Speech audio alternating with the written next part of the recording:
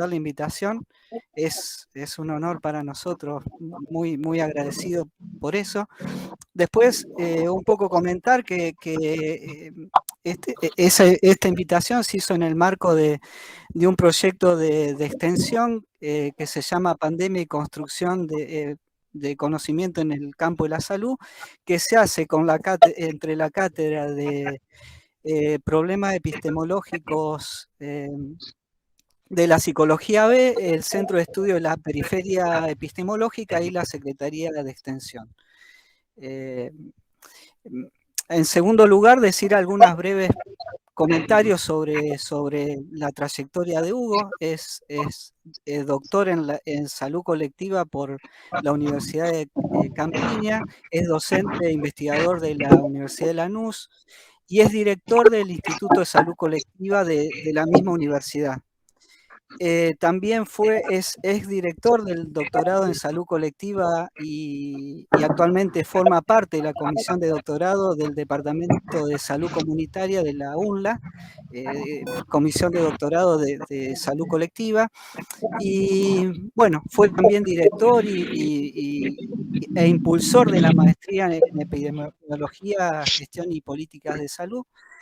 Y bueno, actualmente es también editor responsable de la revista Salud Colectiva y es grande, es larga la trayectoria, no me voy a extender, pero sí marcar que el Instituto de Salud Colectiva está publicando en una colección que se llama Cuadernos del ISCO, en la cual hay una colección de libros de acceso libre, donde hay libros fundamentales, referentes, importantísimos en el campo de la salud colectiva, como pueden ser libros de Gustavo Sousa Campo, de Matus, de Yael Nixon Silva Paín, de Mario Testa, de Ramón Carrillo, de Eduardo Menéndez, entre muchos otros que dispone la colección. O sea, es una colección muy cuidada y, en fin, quería marcar todo este esfuerzo de trabajo que está haciendo el Instituto de Salud Colectiva para promover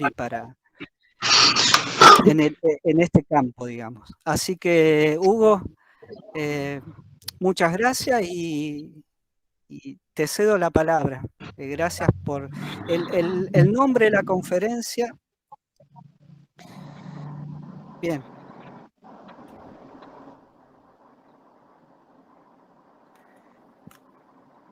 Bien, Hugo, te cedo la palabra. Bueno, ok, gracias, Darío. Perfecto. El tema que se me asignó es el trabajo en el campo de la salud, la institucionalidad y los intereses y epistemes. Recordame, Darío, más o menos los tiempos que tenemos son de exposición para no aburrir y de intercambio. Sí, perdón, sí. El tiempo, más o menos alrededor de 30, 40 minutos, el tiempo que vos puedas manejar, para nosotros está bien. Y las preguntas, por una cuestión organizativa, mejor si las hacemos a través del chat. De todas maneras, estamos abiertos, pero por una cuestión de organización es a través del chat.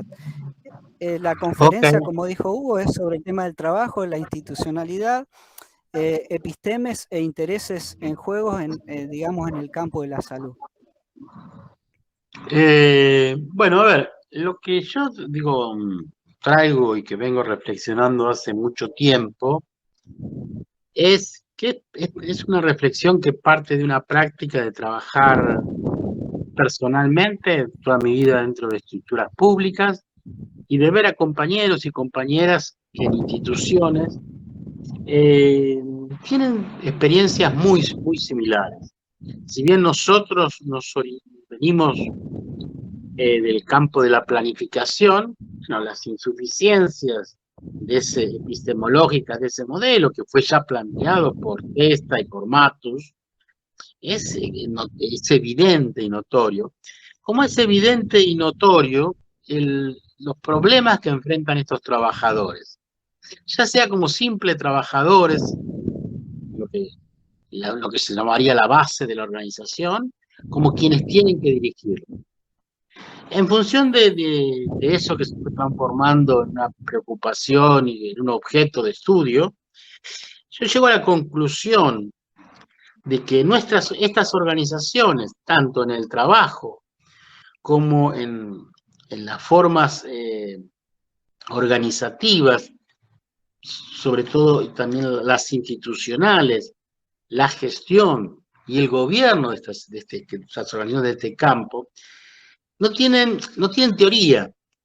Es decir, son organizaciones muy singulares que han copiado las teorías que provienen del mundo de las organizaciones, lo que se llama la teoría general de la administración, que proviene del mundo comercial industrial, sobre todo del mundo industrial, que se originaron en el 1900, centralmente en Estados Unidos, y que a partir de ahí se fueron desarrollando, y el campo social, donde yo incluyo también el campo de la salud, ha copiado esas cuestiones.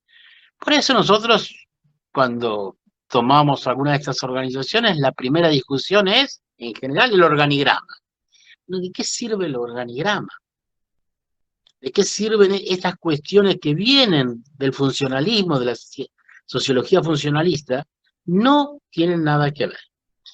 Lo que pasa es que la teoría se desarrolló, inclusive el socialismo real tomó la teoría de la administración como teoría, porque la hipótesis que se manejaba era como estaban resueltas las contradicciones mayores, el tema del trabajo y las formas organizativas era una contradicción menor. Totalmente falso, se demuestra viendo lo que pasó con los trabajadores del socialismo real.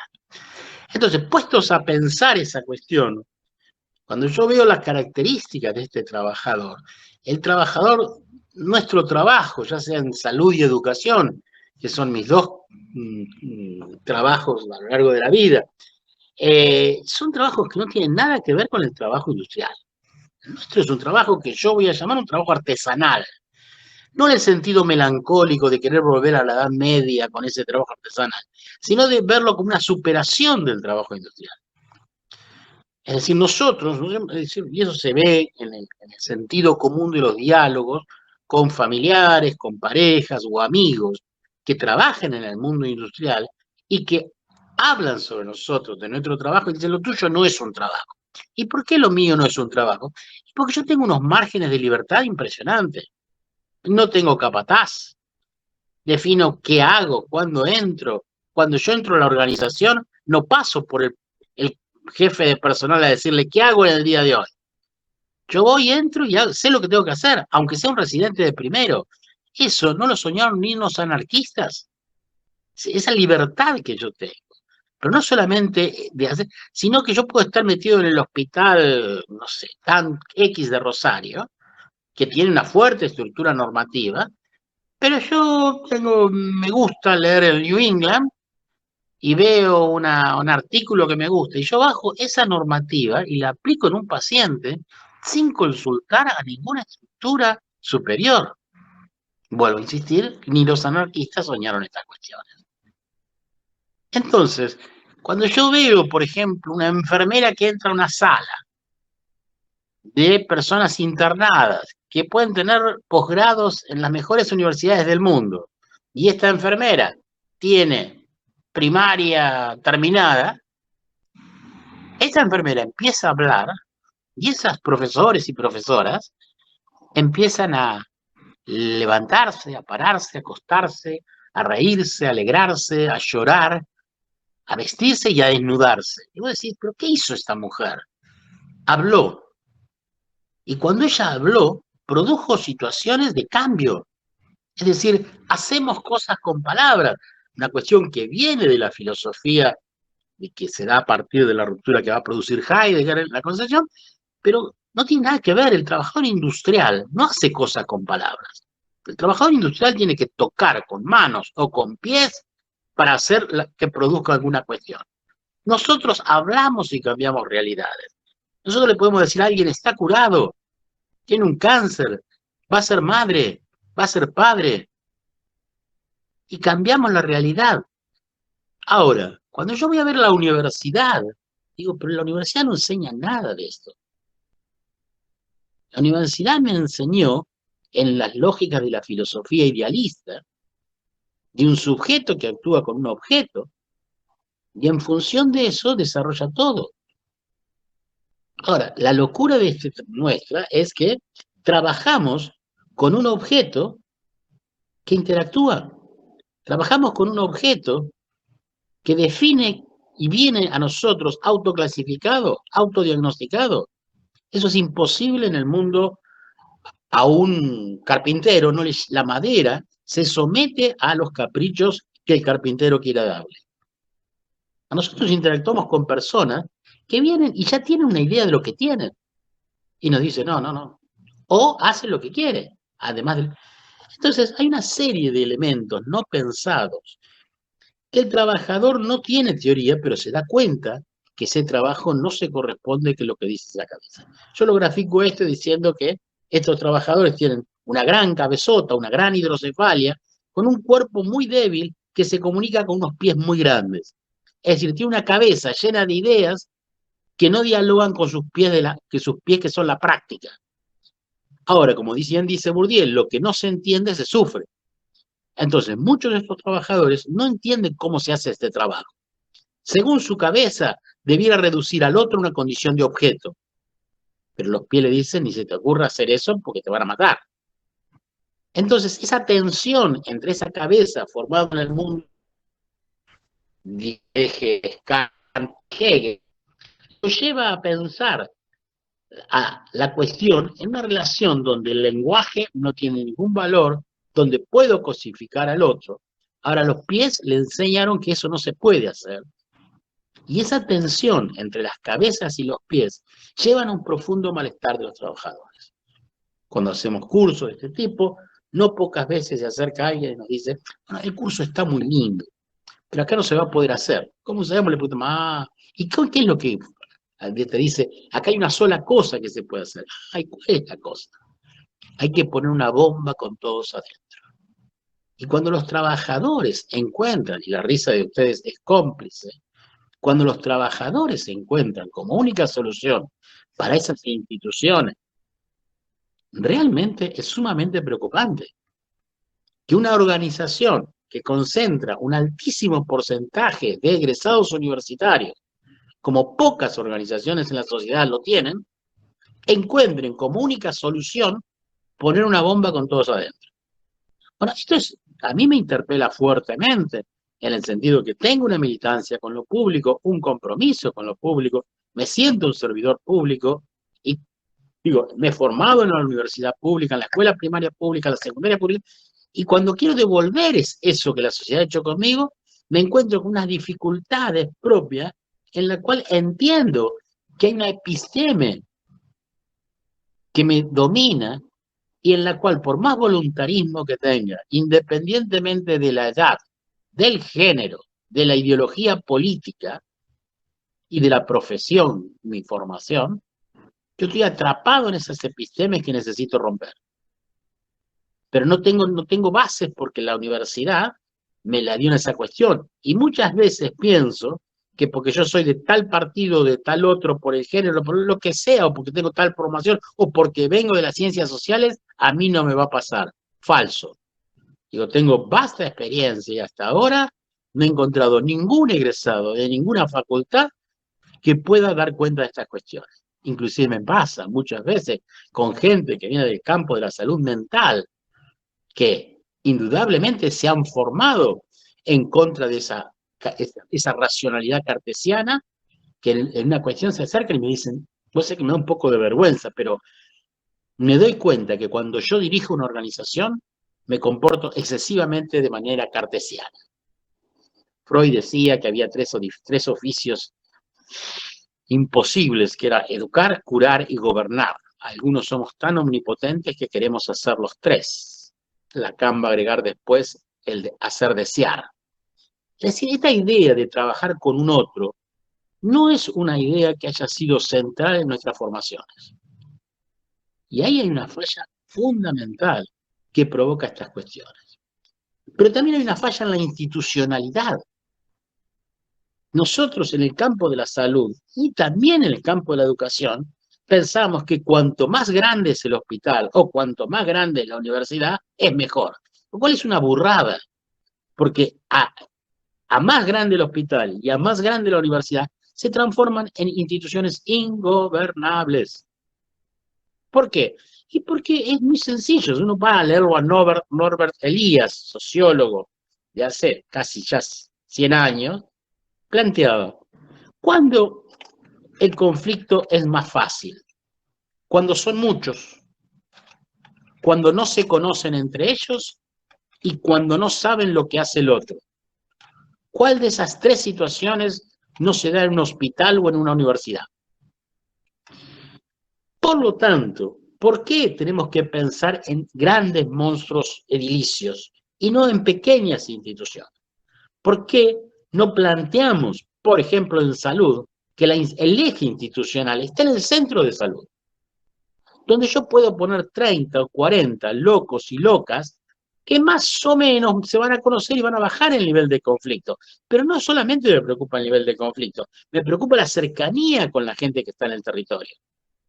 Pregunta, ¿qué hubiese pasado con la pandemia del COVID en Argentina si hubiésemos tenido una fuerte territorialidad con centros de salud, con fuertes vínculos con el territorio? Y creo que hubiésemos tenido como mínimo menos casos.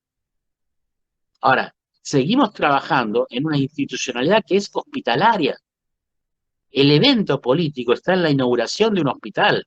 Difícilmente que el evento político, sea quien gobierne, esté centrado en la inauguración de un centro de salud. Y si se lo hace como un acto de beneficencia, no como una centralidad política de pelear una institucionalidad. ¿Qué es lo que pasa de fondo? Es que el hospital reproduce capital. El hospital captura mucha tecnología que se reproduce. El centro de salud no reproduce capital en la misma manera que lo hace el hospital. El centro de salud lo que puede reproducir son vínculos. Y vuelvo nuevamente a esta cuestión relacional, que no es parte del planteo de la filosofía idealista y que sí va a aparecer en las cuestiones a partir de Heidegger. Es decir, pensar en términos relacionales. Bourdieu va a ser claro, salir de esas cuestiones de sujeto-objeto para pensar los procesos relacionales, donde el lenguaje tiene una actividad central y donde es importante ver que en esos vínculos, en esas relaciones, se producen transformaciones en lo que Emerson puede llamar la micropolítica. Es decir, digo, a diferencia de la fábrica, donde yo estoy muy controlado, yo en estas organizaciones, llámese universidad, llámese hospital o institución de salud, yo puedo crear mi propio nicho, donde puedo en un consultorio construir un vínculo a través de la micropolítica con el paciente y construir un oasis dentro quizás de un desierto. Esas libertades que tiene el trabajador son una belleza comparada con el tipo que está metido en una industria, donde tienen toda una estructura de control y de poder sobre el mismo. Es decir, que este trabajador de la base tiene un nivel de libertad que es impensable inclusive para los anarquistas. La pregunta que yo siempre me hago es, bueno, ¿y qué hace este trabajador con esa libertad? Esa libertad la utiliza para ser creativo, construir vínculos, transformar el territorio y todas esas cuestiones, o lo usa a los fines individuales para rajarse y no estar. Cosa que pasa con no pocos profesionales. Es decir, donde el empleo público pasa a ser un reaseguro para la jubilación y la tasa de ganancia la consigue trabajando a nivel privado. Es decir, esta cosa que se instaló en los 90 del pluriempleo y que lleva al desapego, a la falta de identidad con un proyecto institucional. Eso tiene consecuencias, desde mi punto de vista, fuertes en la estructuración del sujeto. Hemos perdido todas las dimensiones simbólicas del juego que se producen en la relación en estas cuestiones. Es como si viéramos un partido de fútbol donde los jugadores no tienen camiseta y no se sabe el gol de quién grita. Me parece que esas cuestiones deben ser sumamente puestas en terreno. Alguien podría estar pensando, pero ¿y lo que yo gano? Bueno, a ver, no estoy en contra de que los gremios sigan peleando las cuestiones laborales y las conquistas monetarias. Pero ojo, que yo entiendo que muy pocos gremios, y me pregunto si los hay, acompañan a estos trabajadores en lo que son. Los gremios en general nos siguen viendo como un trabajador industrial, como el homo economicus que planteó allá al principio de la teoría general de la administración Ford, que solamente nos interesa ganar unos pesos más. Eso que se cayó mismo en la teoría general de la administración y no duró más de 2 décadas, todavía sigue teniendo vigencia. Y entonces ahí el gremialismo no consigue acompañar la complejidad de estas organizaciones. Y después viene la dificultad que está en producir la dirección de esto. ¿Y cómo se gestiona esto? Porque para la organización tradicional, la pirámide esa que simbolizó la estructura industrial, colocó a 2 figuras, el Homo sapiens y el Homo faber, el que piensa, da las órdenes y el que trabaja. En esa lógica, ahí sí funciona el organigrama, funcionan las misiones y funciones, porque es casi una relación sujeto-objeto, pero eso es una locura transformarla, una locura de ignorancia, ¿no? Una locura transportarla a estas organizaciones, donde aparece una figura muy interesante, que todos ustedes hacen. Ustedes no son ni Homo sapiens ni Homo faber. ¿Qué son? Son Homo ludens. Ahora, la figura del Homo ludens, mientras la del Homo sapiens es de 1700, donde nos dice, somos nosotros los que sabemos, los que pensamos, y con esto nos diferenciamos de los animales, Huizinga, en 1930, va a recuperar el Homo ludens, y poniéndolo en conexión con el mundo animal, porque los animales juegan, y nosotros nos trae la idea del juego. Y nosotros, para hacer nuestro trabajo, ya sea en la atención de gente o en la educación, jugamos. Tenemos 1000 máscaras, tenemos 1000 vestimentas, tenemos 1000 personajes que nos permiten surfear esas organizaciones. Sin embargo, eso que hacemos no está escrito en ningún lado. Y entonces el trabajador lo ve como una picardía, se lo adjudica a qué piola que soy, y no lo entiende como parte constitutiva de su proceso de trabajo. Cuanto menos lo entiende, más lo sufre. Algunos compañeros y compañeras lo hacen, porque no es que quizás necesariamente porque tienen la idea, descubrieron el sentido del juego. Y lo hacen muy bien. Y sobre todo, yo diría por experiencia, lo hacen mucho mejor los que no fueron a la universidad. Si vos hablás con la gente de un hospital, la gente de mantenimiento, la gente de ayuda, de servicios auxiliares, lo hacen y se ríen. Cuando vos les descubrís eso, se ríen. Y en esas cuestiones de juego, ellos van surfeando la complejidad de estas organizaciones, que para mí son las organizaciones más complejas que tiene la sociedad.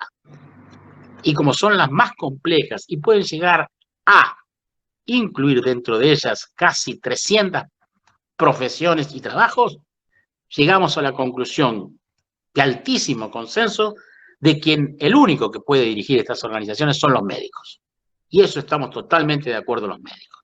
Porque ¿quién sino un médico para dirigir semejante complejidad? Esta aberración que estoy diciendo todavía sigue teniendo consenso en la ciudad de Buenos Aires. No se puede ser director si uno no pasó por un curso de médicos de la Asociación de Médicos Municipales. Nos demuestra que estamos más o menos en 1700. Ahora, toda esta configuración tampoco es casual. Esta eliminación y esta anulación del juego se va a dar a partir de ¿cuándo? Se va a dar a partir de la moral victoriana. Y acá tenemos algo para reclamarle a las mujeres. Es la reina Victoria la que va a instalar fuertemente y decir, chao, se acabó el juego, todo el mundo a laburar. ¿Por qué? Porque Inglaterra necesitaba, para acompañar su desarrollo industrial y el proyecto imperial, acabar con el juego. Si miran, yo siempre cito los Tudor en Netflix, ustedes ven los Tudor, y es impresionante, es Inglaterra, la nobleza, con un nivel de libertad, en el amplio sentido de se la pasaban jodiendo, comiendo, cazando, jugando, y con amplia libertad sexual también. la homosexualidad aparecía sin ningún tipo de problema. Y estoy hablando de 1600, 1700. La OMS recién en 1990 saca a la homosexualidad como un problema, la saca fuera de la clasificación internacional de enfermedades. ¿Qué pasa con la moral victoriana? La moral victoriana, y esto está claramente en Foucault, en la historia de la sexualidad, lo que trae es, basta, se acabó la joda, todo el mundo a trabajar. El sexo queda para el cuarto del matrimonio, y si la mujer tiene fantasías eróticas, la pone a tejer. Es decir, aparece el trabajo como un fuerte elemento disciplinador, elimina el juego, construye la figura del Homo sapiens, construye la figura del Homo faber, y ahí encamina la situación para el desarrollo del capitalismo. El socialismo real no pudo problematizar eso, y nosotros, de las organizaciones sociales, seguimos sufriendo esas estructuras, sin tener pensada una cuestión de una teoría alternativa. Cuando llegamos a dirigirla, nos damos cuenta de la complejidad. Y eso es lo que Matus escribe en Adiós, señor presidente, que ustedes pueden bajarlo gratuitamente de los cuadernos del ISCO, donde Matus, que venía planificando en una cuestión muy cartesiana, se da cuenta que eso no tiene nada que ver la idea del plan.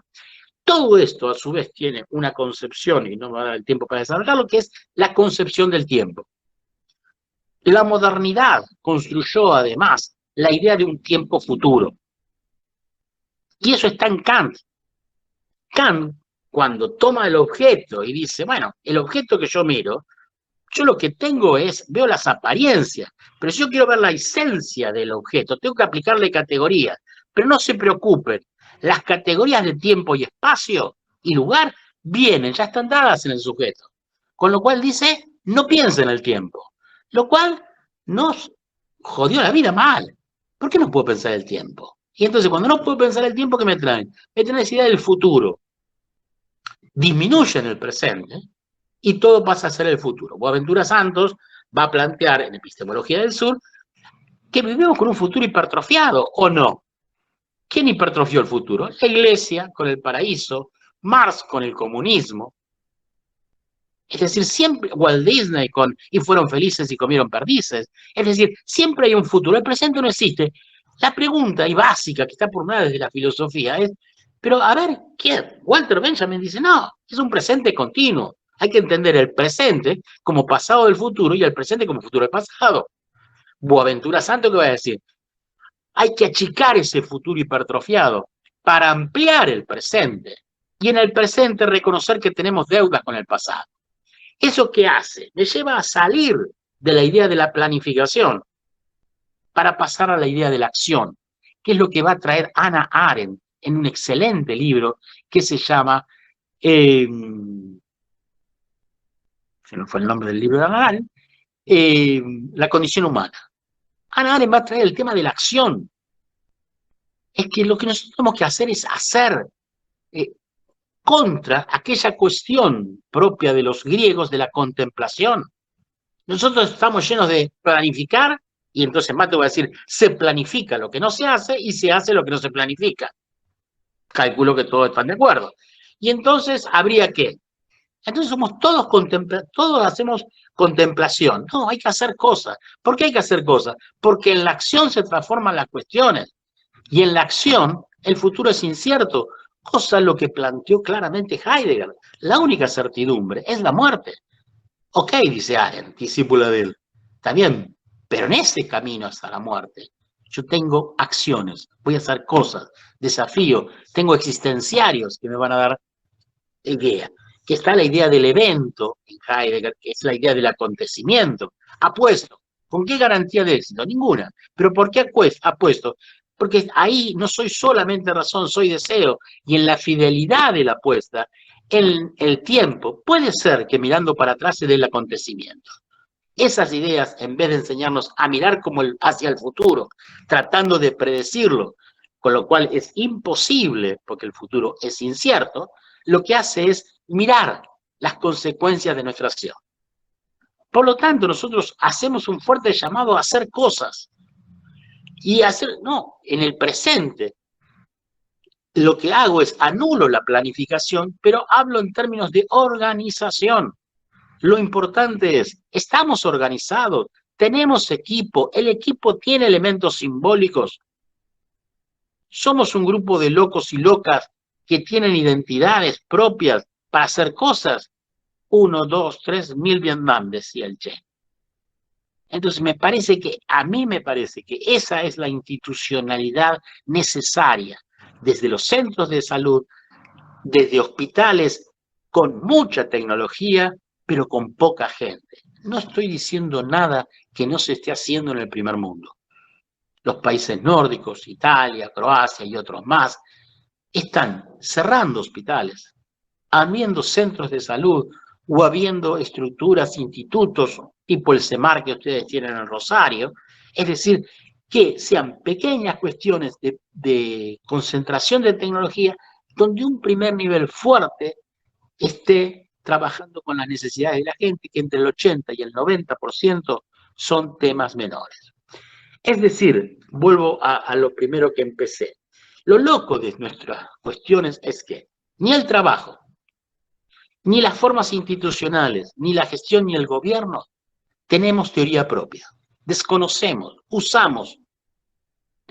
el carácter ontológico de estas cosas y copiamos de otros campos que no tienen nada que ver, porque son campos que se estructuran en una lógica sujeto-objeto, lo traemos para estos campos que son relacionales. Como no funcionan, lo que provoca es que cada vez más estos trabajadores le huyan al territorio y busquen esconderse dentro de las organizaciones. En el centro de salud quieren meterse dentro de consultorio. En el hospital quieren meterse en una oficina al fondo del pasillo. ¿Por qué? Porque no tienen epistemes para entender esa complejidad. O mejor dicho, la episteme que tienen sirve en el sentido de reducir al otro la condición de objeto. Por eso Sartre planteaba el tema, la maldición es el otro. Y el otro no es lo mismo, el otro es un otro. Y es tan jodido el otro que quiere a mí ponerme en condición de otro. Es un jodido.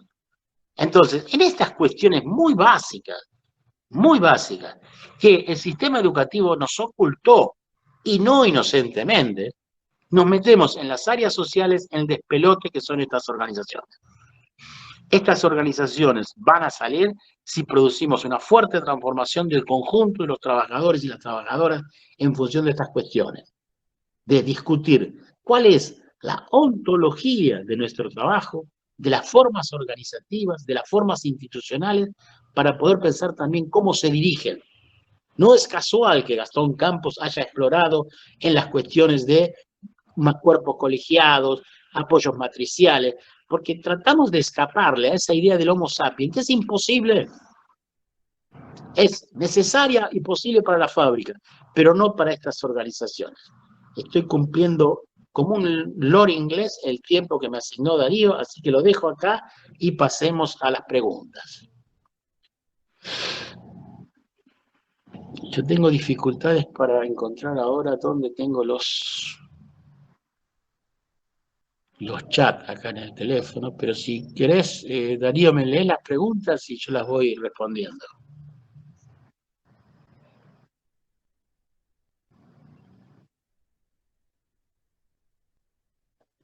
Darío.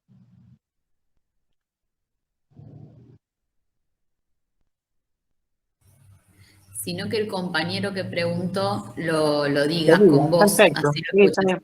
Gracias. Es mucho más práctico. Bueno, buenas. Escribí. Bueno, muchas gracias, señor Hugo, y a todos en la cátedra por traernos estas reflexiones. Pensaba eso, ¿no? ¿Qué papel de pronto le depara al que dentro de una estructura tan cerrada como un hospital o una institución de salud o de gobierno, piensa en vivir su trabajo como un juego, ¿no? O sea, donde las reglas de pronto pueden ser cambiadas, donde se puede pensar en cuestionar el rol establecido de la autoridad. Yo pensaba, ¿no? Eso lo puede hacer alguien como usted, que es una eminencia, que es una autoridad. Y para llegar ahí, ¿no ha tenido acaso que someterse a esas estructuras en un punto, ¿no?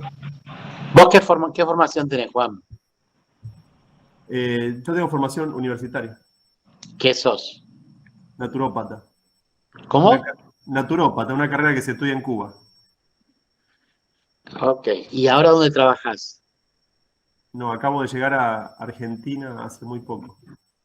Trabajé Bueno, siempre en centros de salud periféricos, muy pequeñitos, de zonas rurales, ¿dónde? ¿Acá en Argentina o en Cuba? en Venezuela. Bueno, ¿y vos cuando trabajabas en Venezuela obedecías todas las órdenes que te llegaban? No, Hereje. sí, totalmente. Bueno, ahora vamos a hacer para evitar que vos termines haciendo por mi culpa, por mi culpa, por mi santísima culpa. Vamos a preguntarle al resto de los compañeros y compañeras quién cumple todo el día las órdenes que le dan. Seguramente que un altísimo porcentaje, ¿no?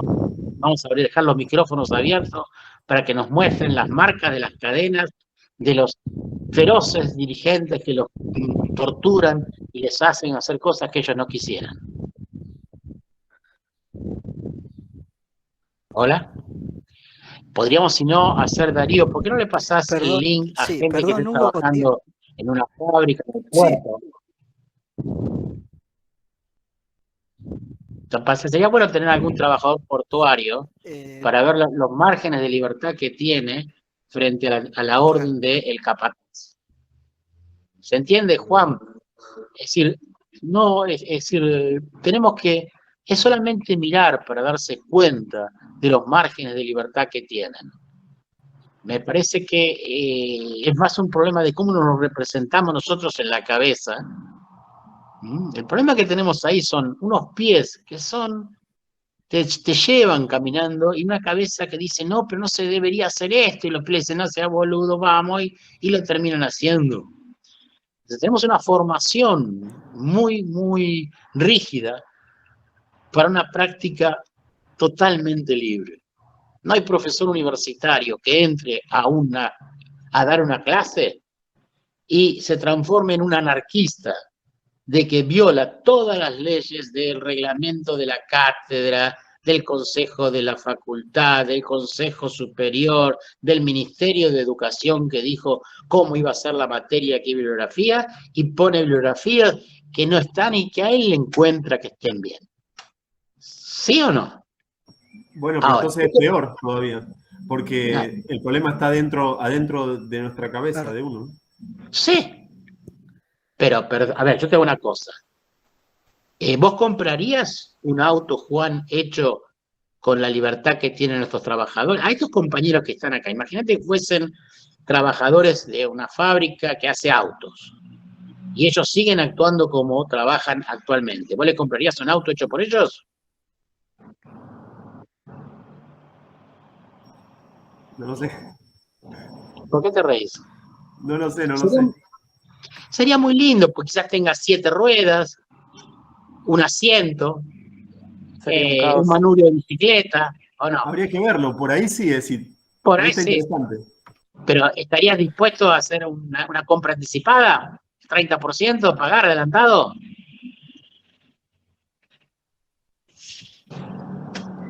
No sé.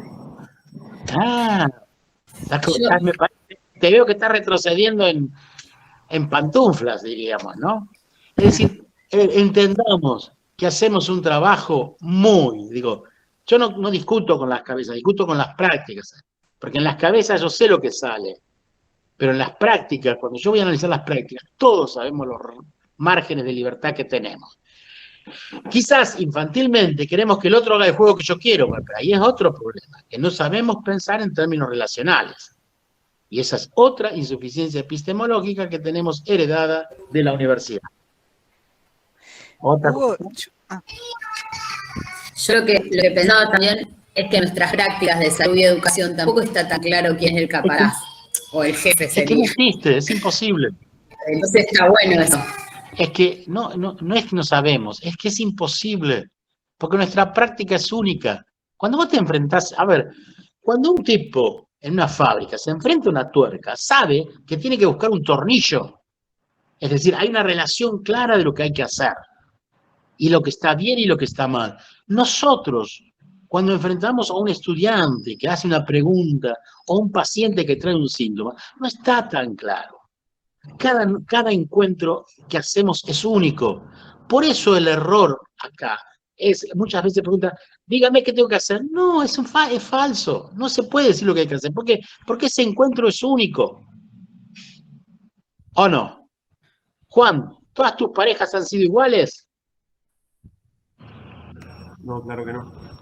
¿Y por qué? ¿No sería mejor que vos encontraras un modelo, un perfil para tu pareja, cosa de repetirla siempre la misma pareja en el tiempo para perfeccionarla? En términos industriales sí, en términos relacionales no. Entonces me parece que ahí está el problema, que tratamos de cosificar al otro, pensándolo, cosa que puedo hacer con una tuerca, pero no con una persona. Una persona me desafía, me interpela en construir un espacio común que a veces también se transforma en un espacio de incertidumbre. Por eso el mismo Sartre decía, los equipos se arman haciendo y se desarman haciendo. Las parejas a veces también. Hugo, hay algunas preguntas acá y nada, yo también te quería preguntar, vos hablabas del tema de la comunicación en el manejo de las organizaciones y que no teníamos una teoría. Y ¿cómo pensás el tema de las narrativas que circulan en esas grandes organizaciones? A ver, el tema de la comunicación, el problema que tenemos es que en la universidad, incluida en áreas sociales, se sigue utilizando el viejo paradigma de emisor, mensaje, receptor. ¿Qué evidencia empírica tenemos a nivel de pareja o hijos adolescentes, padres de hijos adolescentes, de que ese paradigma es correcto? Emisor, mensaje, receptor. Se sigue enseñando en las universidades. Entonces, las conversaciones, ¿cuándo aparece el tema del lenguaje? Va a aparecer a partir de Heidegger. El tema del lenguaje, las conversaciones, el giro lingüístico de la filosofía, hacemos cosas con palabras. Lo que va a traer, digo, la filosofía del lenguaje va a traer la necesidad de que las conversaciones sean de alta calidad. ¿Qué significa conversaciones de alta calidad? Que lo que yo solicite, quiero, pida, la otra persona lo haga. Ahora, eso, mi abuelo, que no había ido a la universidad, por suerte para él, decía, yo no necesito firmar nada, para mí la palabra vale. Hemos producido un deterioro de la palabra, del compromiso que implica la palabra.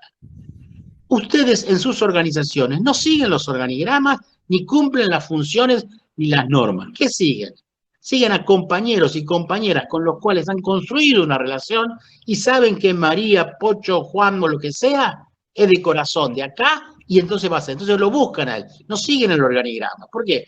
Porque ustedes construyeron su propia red de conversaciones al interior de esa organización, que son los compañeros y compañeras que le dan lo que pidieron se va a hacer.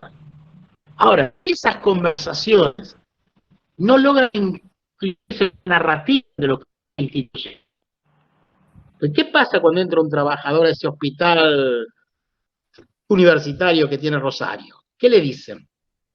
Le dan el pésame, le dicen, che, qué mala suerte la tuya, ¿eh? Viniste a caer acá. Se lo recibe y se le explica lo que es esa institución. Se le muestran los símbolos, se le muestra la historia. ¿Qué simbología tienen nuestras paredes de nuestras instituciones? ¿Cuándo vemos en ellas los que originaron esa organización? Las fotos de los equipos, los relatos. ¿Qué relatos circulan ahí? Si el relato que domina es por una bomba con todos adentro, estamos perdidos.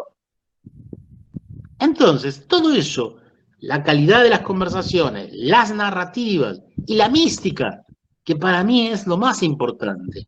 Es decir, todo eso lleva con la construcción de una mística en el cual se produce, a diferencia de esa idea del tiempo cronometrado que planteó el propio capitalismo, se produce aquella idea de los griegos, de el kairos.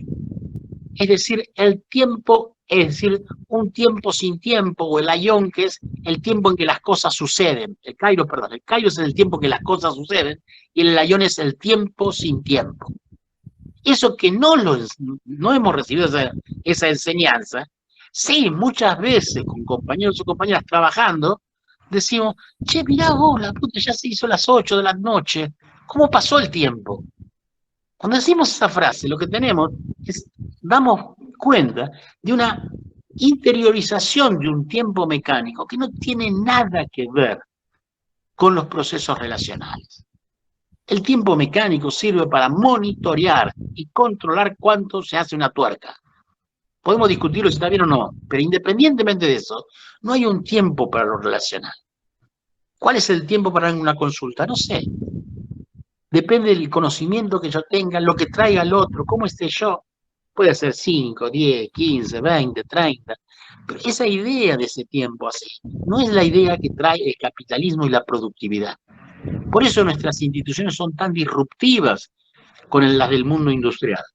Matus lo planteaba en el gobierno de la Unidad Popular de Chile. El quilombo que había entre el área social y el área económica. El área social que le decía al gabinete económico, ustedes no tienen corazón, son inhumanos. El área económica que le decía, ustedes piensan que los fondos son infinitos. Bueno, ese pimpinela es clásico entre las áreas sociales y en las áreas industriales, económicas. ¿A qué remite? A que son dos procesos totalmente diferentes. Una cosa es hacer tuerca y otra cosa es atender personas. ¿Cuál es mejor? No sé cuál es mejor. Lo que digo es que son diferentes y que no podemos trabajar o pensar la organización salud o la organización universidad como si fuese a hacer tuerca, porque hacemos una animalada. Ahora, nadie nos enseñó eso. Eso es lo que tenemos que discutir. Bien. Hugo, acá te leo algunos mensajes de Nicolás. Gracias, Hugo, por tu claridad y contundencia. Es muy fuerte tu crítica a los gremios y la universidad. ¿Qué crees que tendría que estar ausente en los planes de estudio? ¿Qué crees que tendría que incluirse y está ausente en los planes de estudio?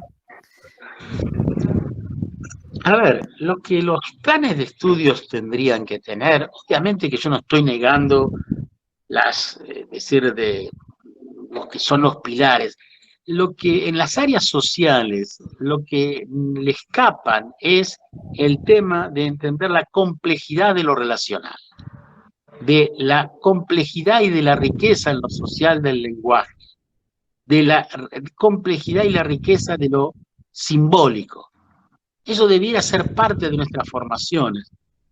Formaciones que debieran estar más en territorio, más orientadas a la práctica que a la clase magistral. Pero indudablemente que no se trata de que si esto no se va a cambiar con reformas curriculares. Porque si yo hago reformas curriculares y el tipo después sale al mercado, el tipo se somete o la tipa se somete al mercado a lo que paga o no paga. Entonces, acá hay una fuerte discusión sobre el carácter social o no de la cosa educativa y de la cosa salud. Por suerte, el COVID dio una mano en poner nuevamente en importancia los sistemas públicos de salud. Piensen que los países nórdicos tienen sistemas públicos, universales, con financiamiento del Estado. Y yo creo que la universidad y la salud debieran tener esas características. Entonces, no solamente el contenido curricular, sino el mercado laboral. O sea, el mercado, Juan César García lo dice cuando hace el estudio, el trabajo de la educación médica en América Latina, dice, no es reformando currículas que vamos a cambiar, es transformando el mercado. Y el mismo Sicheris, que es el padre de la medicina social en América Latina, que viene de Suiza, él mismo cuando ya está viejo en Londres va a decir, yo me equivoqué, las reformas curriculares no producen lo que yo quería. Él había idealizado algunas situaciones que había visto en Rusia y eso, y pensaba que él había sido impulsor de los seguros de salud en Estados Unidos, pues dicen, un desastre, los seguros de salud, no. Es decir, el tema del capital, el capital busca reproducirse, y eso es lo que busca el hospital. El hospital reproduce capital. No busca el centro de salud, porque el centro de salud no tiene esa capacidad de reproducir capital. ¿Qué puede reproducir el centro de salud? Vínculos. Y eso es lo que necesitamos. El 80%, como ya dije, de las patologías son problemas menores, que si yo lo conozco al otro, a la otra, puedo trabajar desde otro lugar. Ahora, eso vincular tiene que estar, para mí la centralidad es el centro de salud. Y el hospital es un auxiliar de... Pero nosotros estamos en estructuras donde los centros de salud dependen del hospital, donde lo que se paga es la guardia. El generalista es transportado del centro de salud a la guardia. Es una locura en términos racionales de lo que debiera ser esa organización. Ahora, es rarísimo encontrar centros de salud que funcionen 12 horas. Es rarísimo encontrar centros de salud que tengan trabajadores haciendo guardias bien pagos en esos centros de salud. Bueno, esto es fácil de decir, es muy difícil de hacer. Ojo, yo no estoy minimizando la complejidad que tiene. Yo lo que hago es enunciar el problema y no creo que porque yo lo enuncie se va a transformar. Lo que digo es, en la medida que lo enuncie, lo discutamos, se construya masa crítica, podremos ir produciendo algunas cuestiones. Mientras tanto, tenemos que acompañar a los compañeros y compañeras que toman cargo de gestión en instituciones públicas, desde un centro de salud hasta un ministerio de salud de una provincia, para acompañarlos para que puedan realizar lo mejor que puedan a esa tarea que es terriblemente compleja, mucho más compleja que dirigir un banco, que dirigir una fábrica. Son pirámides invertidas. Esas son las complejidades. Yo tengo mucho respeto por quienes dirigen, se animan a dirigir estas organizaciones, no con fines de generar corrupción y enriquecerse, sino de tratar de esas instituciones recuperen el sentido social que debieran tener en tanto instituciones de salud o de educación. Perfecto. Leo, gracias Hugo. Leo acá algunos comentarios. Voy a leer varios juntos para ir resumiendo. El problema no es que Yamila dice, el problema no es que la gente carezca de educación, el problema es que las personas están lo suficientemente educadas para creer lo que se les ha enseñado, pero no están suficientemente educadas para cuestionar nada de lo que se les ha enseñado. Pero no es bien. Fernando dice, las instituciones están vacías de experiencia y llenas de procedimientos. Totalmente de acuerdo Anaí, con los dos. Bien. Dale. Anaí dice, yo por mi parte agradezco que la cátedra haya ofrecido este espacio porque es mi primer año de universidad en general. Usted nombró autores que todavía no conozco y no interioricé, y otros que recién empiezo a leer y conocer. Me parece que este espacio me va a dar herramientas para encarar ciertas epistemes en el futuro para abordarlas de manera crítica. Bien. ¿Qué edad tiene la persona? Para. ¿Qué edad tiene la persona que hizo este comentario? El último. Anaí. 19 años. 19 años. 19 años y en qué está estudiando psicología. ¿No? Anaí está estudiando psicología. Sí, bueno, fíjense, es una belleza, sí. Anaí, discúlpame. Porque alguien que estudia psicología piensa, ¿y qué me pide? Herramientas. ¿Qué herramienta hay para lo vincular? Es un problema de herramientas, lo relacional. ¿No? Entonces, me parece que ese razonamiento instrumental, las herramientas, en la medida que haya relaciones sujeto con objeto, si yo me enfrento tengo un clavo, necesito un martillo, esa es la herramienta. Acá no hay esas herramientas, acá hay vínculos, hay construir construcciones simbólicas. De lo que decían la primera compañera, digo, y lo que le produce, lo que hacen ahí es producto de los epistemicidios. Acá hay una crítica fuerte a la universidad, esta universidad que se genera en la Edad Media, por la Iglesia, que hace una cosa maravillosa de manipulación con la escolástica, donde dice que la verdad está en los libros, y además pocos sabían leer. Por lo tanto, el que tenía un problema iba al que sabía leer y leía el libro y le decía lo que decía el libro. Yo estoy postulando esa dinámica para disminuir el número de separaciones y divorcios. Que uno de los dos en la pareja sea el que sepa leer el libro y el otro le consulte. Lo estoy diciendo obviamente con ironía. Es decir, esa escolástica lo que hizo fue que Europa se construyera a sí misma y se autodefiniera como ciencia universal. Y en esa definición de ciencia universal provocó epistemicidios. Creo que Dora en la conferencia anterior hablaba de epistemicidios. Ese epistemicidios lo que hacen es anular otros saberes y en territorio pueden estar nuestros saberes científicos, pero hay otros saberes. Entonces, ¿qué va a decir Boaventura Santos? Hay que producir efectos de traducción. Pero cuando los universitarios entran, piensan, reducen a los demás a un objeto de ignorancia que tienen que escuchar lo que... Eso es una barbaridad. Ahí están los epistemicidios. Y esa cuestión de herramientas también se transforma en lo instrumental, en lo que Horkheimer y Adorno, en Dialéctica del Iluminismo, un libro muy viejo, claramente planteaban de que todo iluminismo es un totalitarismo. ¿Por qué todo iluminismo es totalitario? Porque reduce al otro la condición de objeto, no le habilita la palabra. La palabra la tengo yo porque sé. Entonces, estas cuestiones, como decía la segunda intervención, esas normas y herramientas lo que hacen es bloquear la voz del otro. Y a mí me preocupa mucho porque lo que dijo esta Bettina es lo que yo, cuando aparezcan los cursos, yo pregunto, ¿qué vienen a buscar? Y un porcentaje muy importante viene a buscar herramientas. Y yo le digo, bueno, mire, váyanse a una ferretería, porque nosotros no vendemos herramientas. Y el otro día me pasó algo muy interesante. En una provincia, en el interior de una provincia, estábamos dando un curso, había unas 35 personas, donde la mayoría de los profesionales se expresaron en términos de normas, herramientas.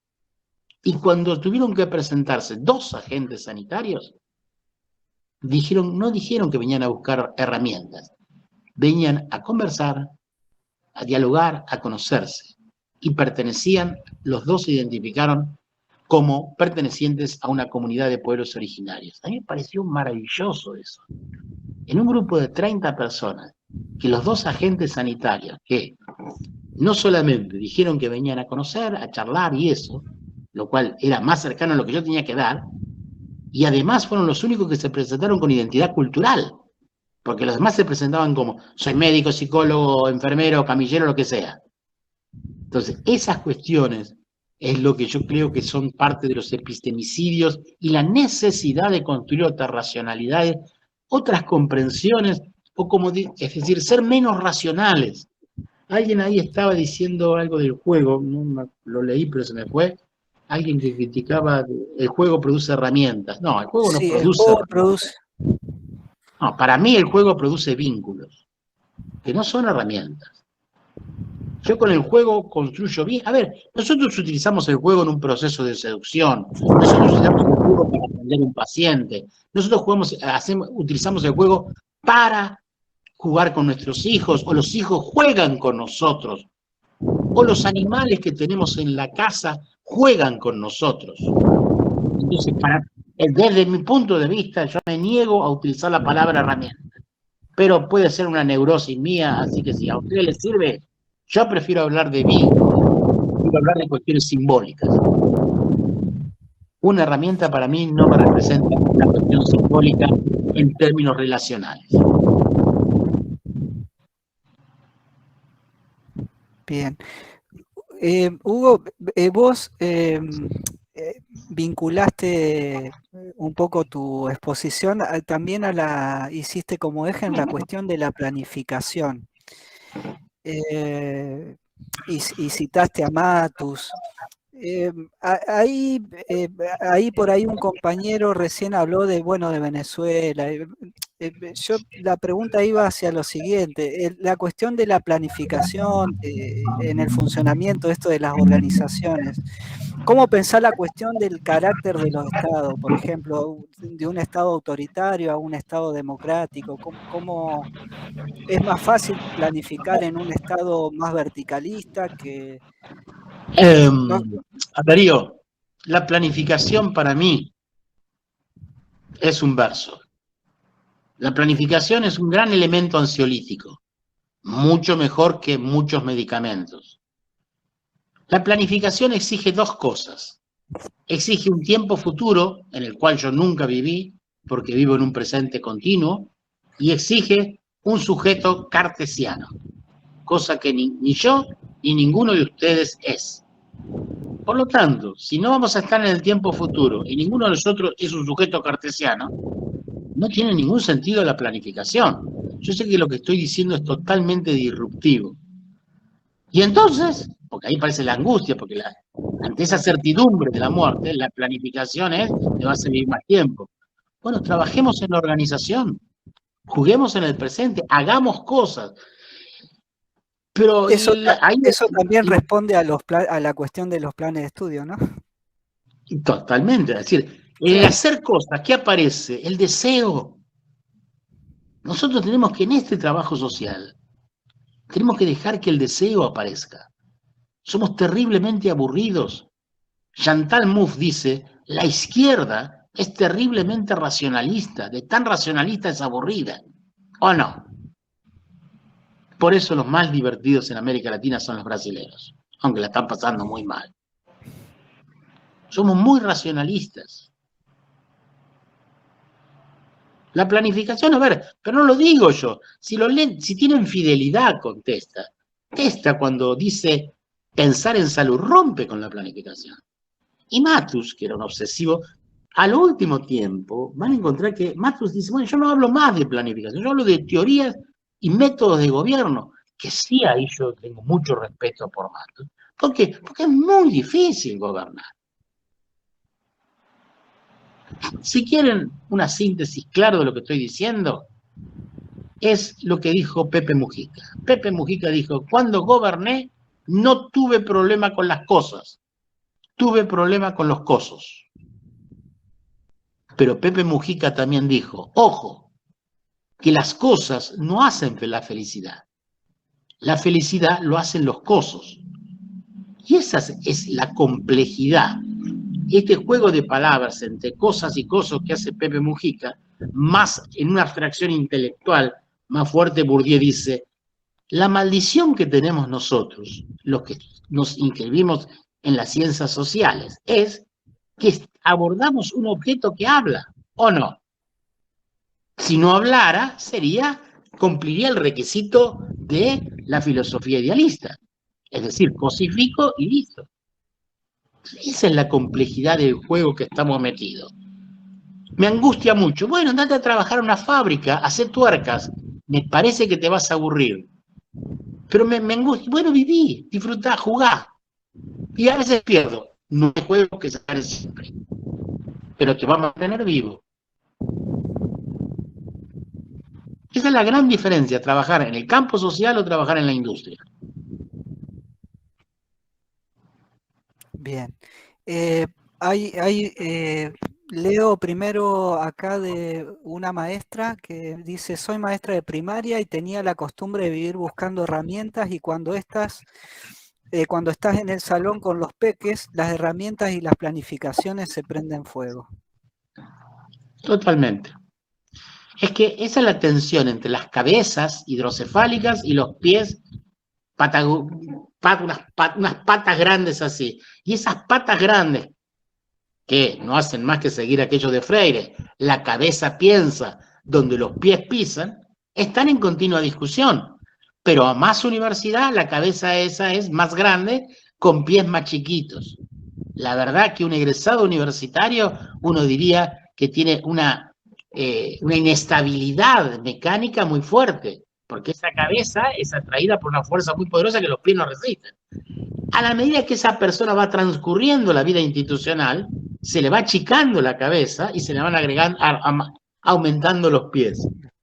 Pero creo que sería bueno además que entendiera por qué le pasa eso. Que entendiera por qué le va a pasar eso a un estudiante universitario, estudie lo que estudie. Porque si entendiera eso, primero no se preocuparía tanto y quizás se animaría a jugar, a armar equipos y trabajar en el presente, que me parece que es la única cuestión que hay. Es lo que planteaba Arendt. Aaron decía, se producen milagros. Ella apostaba a la natalidad, no en el sentido que le damos a veces desde las cosas sanitarias, sino en la natalidad, en el sentido de hacer cosas para que aparezcan cosas, ¿o no? Y eso lo descubrimos muchas veces trabajando con un compañero o compañera. Mira lo que salió, opa, no era ni lo que pensaba vos ni lo que pensaba yo, pero lo que salió está bueno. Bien.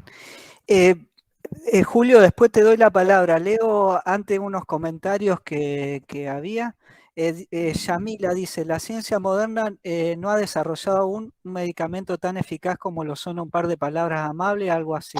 Creo que cada uno de nosotros tiene en su interior algo de esto, por algo estamos en una carrera como esta, y a pesar de que es innegable el camino que debemos recorrer, no es necesario ampararse en lo que dijo alguien con un nombre rimbombante para escuchar, alguien con amor, eso nos falta, es una locura.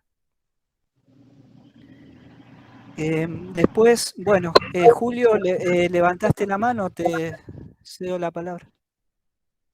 No sé si querías preguntar. Sí, gracias. No, quería hacer un comentario. Que de acuerdo con esta cuestión de la planificación, de la inutilidad, entre comillas, de la planificación, pero pensaba que a veces, a mí me ha pasado, me ha tocado planificar como una manera de resistir o de conseguir medios. O sea, yo planifico muchas veces para conseguir medios, para conseguir plata, tecnología, recursos humanos, si la palabra existe, para después no hacer lo que dije que iba a hacer en la planificación, y eso me lleva a desarrollar una estrategia para defender que lo que hice tenía más sentido que lo que planifiqué y no hice. Pero a veces digo, la planificación, en mi caso, ha resultado una estrategia de resistencia dentro de mi espacio de trabajo, que es un hospital público. Totalmente de acuerdo, Julio. A ver, Testa, cuando está en la planificación, cuando es joven, dice, le dimos valor 0 a una variable cuyo único valor no podía ser 0. ¿Cuál era? El conflicto. Ellos pensaban, muy luminísticamente, como eran buenos, tenían un buen proyecto, todo iba a decir que bueno, no. Digo, Bourdieu dice, no hay acción sin interés. Inclusive hay interés en el desinterés. Quien tuvo hijos adolescentes sabe que cuando el hijo adolescente muestra desinterés, vos empezás a sospechar qué estará tramando este o esta. Entonces, Mario parte de esa cuestión. Mario, una vez saliendo ya de la dictadura acá, está en Brasil y en un territorio, junto con Mario Hamilton, se encuentran con el que era el gestor de la zona, que era un médico mulato, Chicão, y Chicão le dice a Mario, no se trata de fijar normas, sino de desencadenar procesos. Claro que la norma y el objetivo es muy de la cultura occidental, mientras lo procesual es muy de la cultura oriental. Mario se pregunta, ¿para qué? Digo, estoy haciendo la síntesis de lo que es su pensamiento a lo largo de su vida. ¿Para qué desencadenar procesos? Para construir otros actores sociales. ¿Y para qué construir otros actores sociales? Para poner otros temas en la agenda del Estado. Esa síntesis del pensamiento que yo hago y me hago cargo de la interpretación que hago, es la síntesis del pensamiento de Testa. Ahora, en esa síntesis yo puedo explicar el movimiento piquetero en sus orígenes en Cutralcó y en Tartagal, madres y abuelas de Plaza de Mayo, el movimiento de la lucha contra el aborto, el movimiento de las mujeres en su cuestión de liberación y de posicionamiento como colectivos. Digo, ninguna de esas experiencias fueron planificables. ¿Qué fueron? Apuestas, desencadenar un proceso, fidelidad a las apuestas, a las madres le decían las locas. Las primeras feministas no la pasaron nada bien. Los primeros piqueteros no la pasaban bien.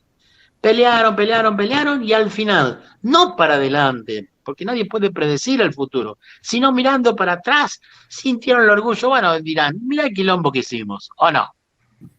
Ahora, el futuro es incierto, yo siempre traigo, ¿quién pudo imaginar que en el gobierno de Mauricio Macri, un día en la Cámara de Diputados, se iba a aprobar el proyecto de la ley del aborto?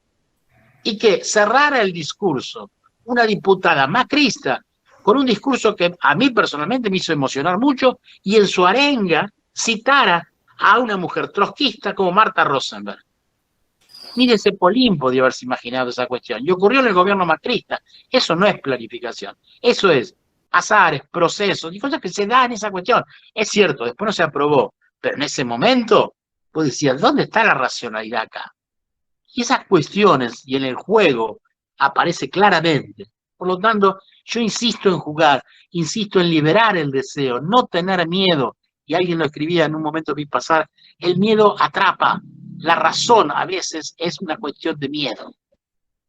Y ojo, que la medicina y la salud pública son un mecanismo de control. Hay una vieja frase de los Rockefeller que decía, frente a pueblos perspicaces, estoy hablando principios del siglo pasado, cuando querían problemas en Indochina, frente a pueblos perspicaces, es más útil la medicina y la salud pública que las ametralladoras.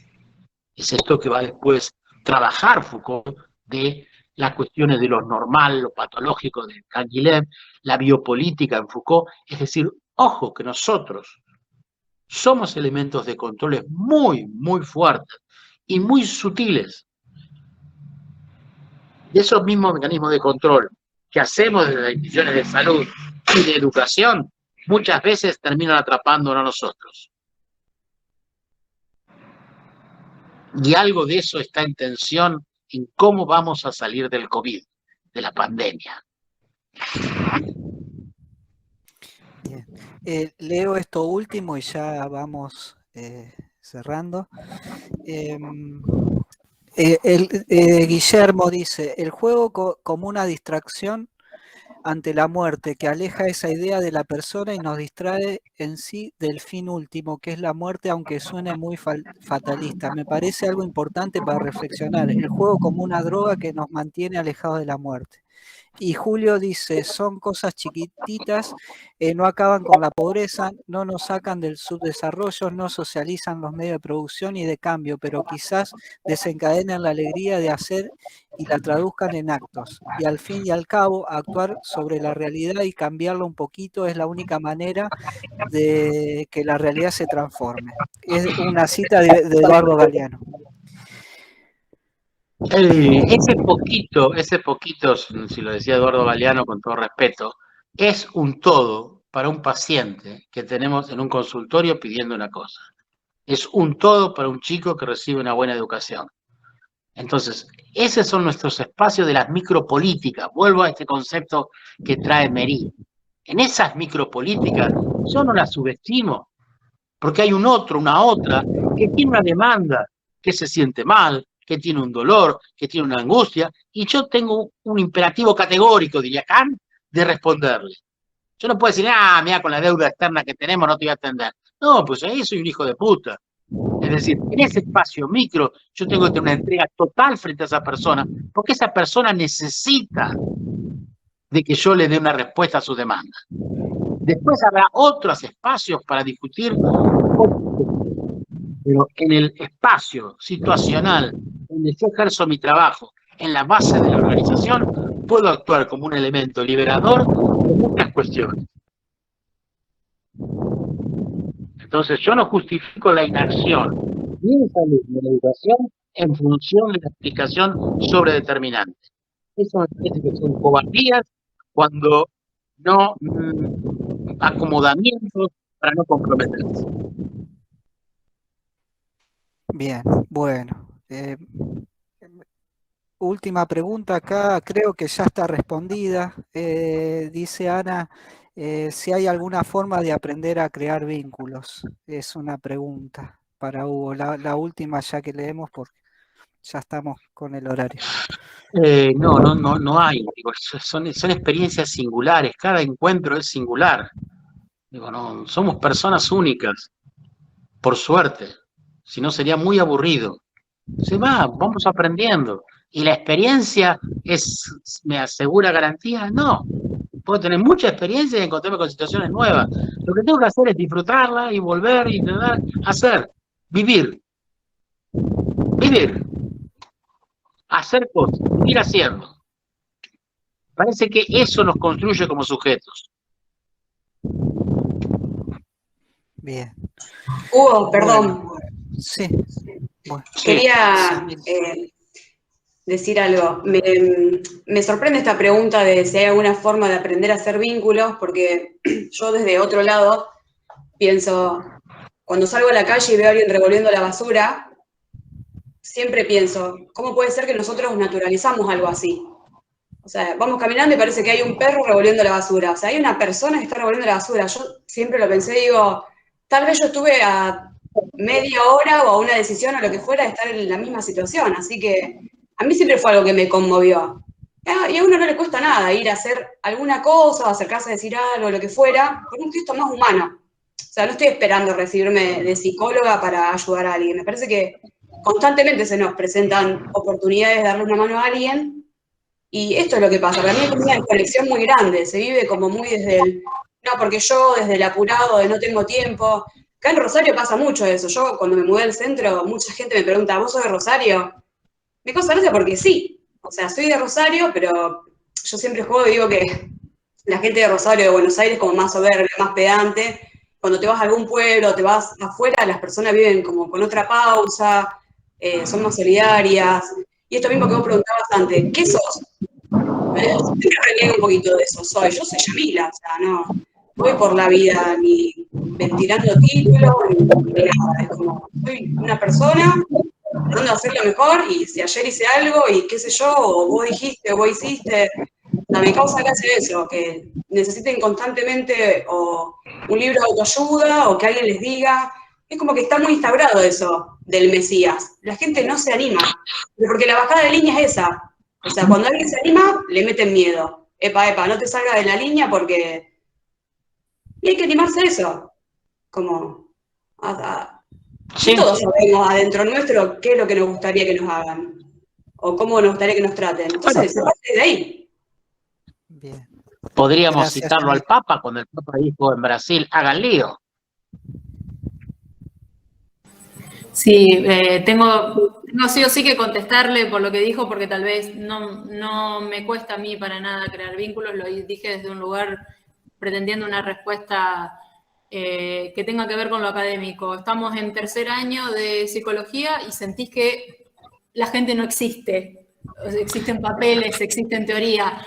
Le preguntás a los de cuarto y sigue siendo lo mismo. Entonces, nada, era para ahondar eso, no porque me falte relacionarme con la gente. A ver, lo que pasa en eso, es decir, nosotros, la universidad se estructura más en la idea de la explicación, más que en la idea de la interpretación. Nosotros aprendemos cosas para explicar. Ese es el modelo idealista. La filosofía idealista se mueve en la cuestión de la explicación, que está bien, porque piensa en una lógica sujeto-objeto. Vos, frente a la heladera, le explicás, cerrate puerta, y la puerta obedece. Ahora, si yo voy a una relación intersubjetiva, que es lo que va a plantearse a partir de Heidegger, y Gadamer va a trabajar fuertemente eso, la explicación es absurda. Ahí empieza el proceso de la interpretación. Me dice algo, lo escucho, lo interpreto, y empiezan las cuestiones que en el término artístico llevaron los Pimpinelas a graficarlo mucho mejor que a veces lo que se enseña en la universidad. Es decir, esa complejidad del lenguaje. Ahora, en esa complejidad del lenguaje no hay fórmulas. Es decir, el lenguaje es una cuestión muy compleja, que tan compleja entonces la universidad dijo, no lo enseñó. ¿Qué dijo Taylor? La orden va por escrito, prohibió la palabra.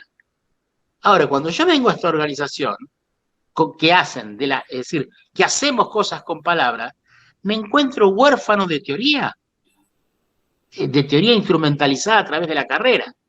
Entonces, ahí hay un salirse de los modelos de la explicación, por lo tanto, tengo que hablar menos y escuchar más, que es el proceso de la interpretación. Pero si a mí la universidad me impulsó a explicar, me enamoro de mis propias palabras, que no tienen nada que ver con escuchar al otro y a interpretar. Y entonces baja la omnipotencia de mi racionalidad construyo, y ese otro no es un singular, ese otro es un plural, y es un plural que no implica más de lo mismo, sino que implica realmente un otro. Y entonces ahí está la complejidad. Ahora, eso no se puede enseñar de la universidad. Andá y hace esto, porque vos no sabés con quién te vas a encontrar, con qué lenguaje, con qué historia, y se va construyendo. Por eso esto es muy desestructurante, la idea del tiempo. Si yo asumiera que vivo en un presente continuo, se me va la angustia esa. Pero como yo pienso que el presente es totalmente efímero y que lo que es importante es el futuro, estoy preparándome siempre para un futuro que nunca va a llegar. Vivamos ese presente y vayamos aprendiendo.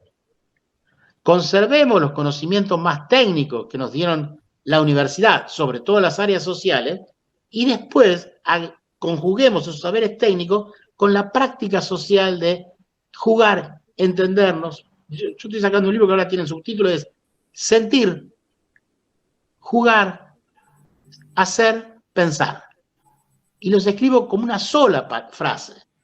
Porque todos esos 4 conceptos del sentir, jugar, hacer, pensar, se dan en un momento, no lo puedo planificar. En una velocidad que yo, en la medida que lo estoy haciendo, se van mezclando esas palabras. Ahora, si yo me pongo tan racionalista, no, voy a sentir para después, no, cocodrilo que se duerme es cartera, dice. Entonces, ¿qué manera puedo jugar con esas cuestiones tan rápido? Construyo una síntesis en la cual en el diálogo con otros se produce. Y eso tengo evidencias empíricas. Ustedes tienen compañeros y compañeras con los cuales logran eso. Y no es porque hicieron un curso. A veces ni se conocen y de repente se miran y ya saben lo que van a hacer. Eso es lo que Hannah Arendt llamaba, como no tenía teoría, los milagros. Creemos en milagros entonces. Bien, bueno. Muchas gracias, Hugo. La verdad, desencadenaste muchos procesos, me parece. Acá me parece que la dinámica fue acorde un poco a lo que vos proponés y algunas cosas por ahí se fueron de las manos, pero bien, saludablemente, digamos. Así que, bueno. Te agradecemos desde la cátedra, desde la Secretaría de Extensión, desde los alumnos, bueno, hablo por el colectivo, por todos los que estamos, por tu disposición y bueno, muchas gracias. No, gracias a usted y perdonen el tema de la conectividad. No, por favor, se pudo escuchar bien, creo. Yo también tuve algunos problemas de conexión, así que bueno. Muchas gracias y gracias a todos, a los asistentes, a los alumnos, a los que no son alumnos y se sumaron a la propuesta. Gracias a todos. Suerte, fuerza. Gracias, Chao. Hugo. Chao. Chao.